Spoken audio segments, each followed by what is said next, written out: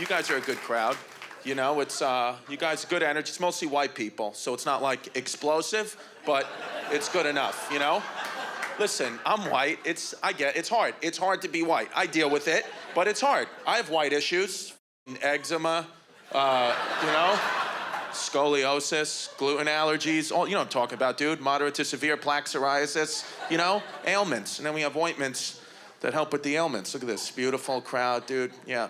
You know why I like this city? You could still get punched in the face in this city, and I respect that. That's good. Just get popped.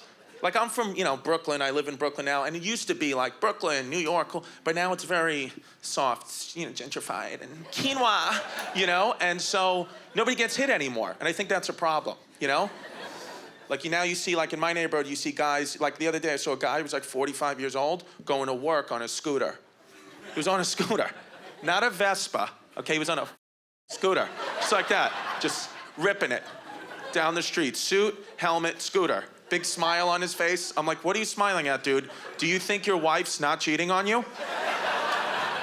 You're on a scooter. What do you think? You think you can just leave the house on a Fisher-Price one day and her not bang the neighbor? It's happening. As it should be. Think about your father right now. Put that man in your head. Could you imagine if he left the house one day on a scooter? I mean, that would be a pivotal moment in your life. You change as a person. I would look at my mom and be like, Mom, listen to me. Dad's gone, okay? Just forget about Dad. I'm 6 years old. I run the whole operation now. So let me go learn like shapes and shit, because Dad's playing hopscotch. It's a wild world. It's just nuts. I'm telling you, it's because nobody gets hit. That's the reason. You can't hit anybody, so people just do whatever they want, you know? Everyone's coddled. It's very coddled. You didn't know anybody with a peanut allergy before 2007. That's a new problem. I went to school in New York City, 9 million people, 0 peanut allergies. There was not one. Now there's conventions, tables. Everyone's got a peanut allergy. Like, I have a nephew, 12 years old, peanut allergy. And he talks shit. That's the interesting part about this kid. He's talking shit with a peanut allergy in a peanut-friendly world. It's like, what are you doing? You can't. He's like, well, I say whatever I want. You know, my mom says we're all created equal. I was like, yeah, listen, not you. I can kill you with a pecan, okay? So I know what your mother says. You want to look at memes and shit? I'll bring a Snickers in here, your arms will blow off. So you got to understand, certain things just don't apply to you. Shut your mouth. Shut up. But he can't. He just can't. He just wants to talk because he's got, you know, his mom is just like, speak your truth, you know? It's just like, so he slept at my house the other day. I was like, buddy, look, I'm your uncle, all right? What does that mean? I don't really love you, okay? I mean, like, you're all right. You know, your mom is my sister, and to be honest with you, she's a bitch too. Like, the both of you are just like, but I don't want to see you get hurt. So just don't talk. But he can't. Sleeping over. It's like 3 o'clock in the morning. You know, just check on him, make sure the kid's okay, open the door. First of all, he's laying in bed just looking at the ceiling at 3 a.m. I'm like, what, are you going through a divorce? You're 12. Go to sleep. I'm like, are you okay? He goes, yeah, I'm fine. What's your problem? I was like, what do you mean, what's my problem? What's your problem? He goes, oh, what's my problem? You're my problem. I was like, no, cashews are your problem, okay? Are you kidding me? I haven't been able to bring an almond joy within 1,000 feet of here since I met you, bubble boy. I'm not your problem, okay? You're allergic to peanuts. You have a real problem. Uncle Chris doesn't pay attention to me. Doesn't pay attention to you? I have to walk around with an AK-47 full of epinephrine anytime I take you outside in case you step on a walnut. I can shoot in the neck from 1,000 feet away so you don't go into anaphylactic shock at the zoo. But I'm the problem, you know? People just don't get hit. I'm telling you, nobody gets hit. That's what it is. Like, I have a kid. I have a 3-year-old daughter, and I'm like an outcast of my friends. They think I'm like, they can't believe it. You know, my friends. They're like, that you're a little young to be a dad. I'm like, well, I'm 33. They're like, it's a little young. I'm like, if this was 100 years ago, I'd almost be dead right now. Do you understand that? I'd be dying of tuberculosis right now. My kid would be 28 years old.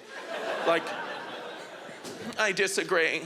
That's what they always say, my friend. I disagree. I'm like, what do you mean? The other day he said, one of my boys, he was like, you know, just because I don't have children, that doesn't mean I'm not a parent. I'm like, that's exactly what it means. It's word for word what it means. I disagree. What?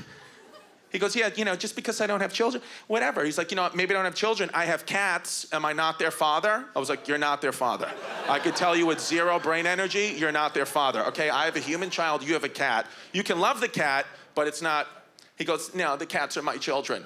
I was like, what did you just say to me? He said, the cats are my children. I'm like, you're living in one of the only times in history where you're not gonna get killed for saying what you just said. So thank God it's 2018 and you're in your safe space, because if this was like 300 years ago, Salem, Massachusetts, and you walked into that village and you said, these are the children, my cats, they would burn you at the stake immediately. There'd be no questions asked. You'd be tied to a piece of wood and set on fire, and the whole town would clap and laugh at you because we got rid of the witchcraft. But now I have to read your blog or I'm the asshole. F you. Can't do it anymore. Not gonna do it. I'm not gonna do it. I just, you don't care. It's a wild, it's a wild thing. And the older generation, like, they don't get it. Like, not everybody's gonna agree with you, and that's okay too.